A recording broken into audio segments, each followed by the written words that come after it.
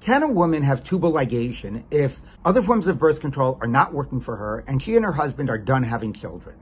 This is a question I received via email from a woman with 44 kids, clear she was done having children.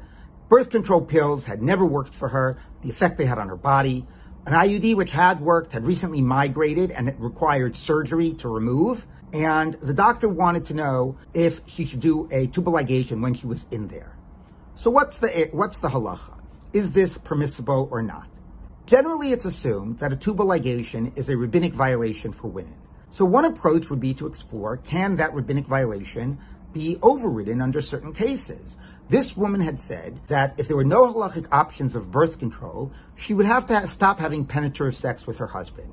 She could not imagine the possibility of another child. And therefore, if that were off the table, halacha cares a great deal about marital sex between husband and wife as the primary staple of the marriage.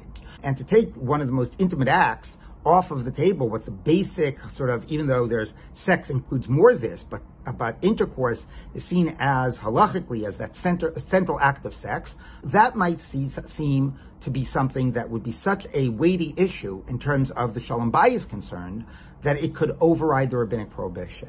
So that would be one approach.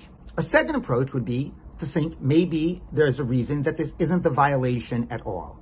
On the one hand, it's possibly reversible. I find that a little bit of a hard argument because if you leave it the way it is, it's permanent. But some want to say it's possibly reversible. Maybe it's not a violation. The second possibility is, and this is ingenious and not my own idea, is that this has not really made her sterile because she can have and bear children with her own egg, her husband's sperm, some other fertilized egg implanted in her uterus. So while this prevents things from happening in the natural course of events, it really has not made her sterile. Brilliant idea. There's another way of saying why this is not a problem, or how this, in this case, wouldn't be, and that's because the prohibition is to do the act of sterilization, not have it done to you. So can she ask her doctor? Well, if her doctor is Jewish, she's asking her doctor to do a violation. But if a doctor is not Jewish, she's just asking a non-Jew.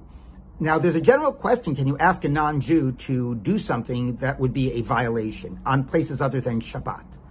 Even if the assumption is that that generally is a problem, it's not considered to be a problem for a rabbinic violation. So that would be perfect. There's an opinion in the Gemara that a non-Jew might be prohibited in castration, but that also wouldn't apply to a rabbinic extension by women. So what I said to this woman was, if your doctor is not Jewish, it's perfect, no problem. Of course, she said the doctor was Jewish. Nevertheless, I said to her, you can have the doctor do it. I think that starting with the fact that it's rabbinic, starting with the weight of why this is so important, and recognizing the arguments that in this case, it's not a violation because it is not the cutting out of the uterus, it's a tubal ligation, then in this case, it would be permissible.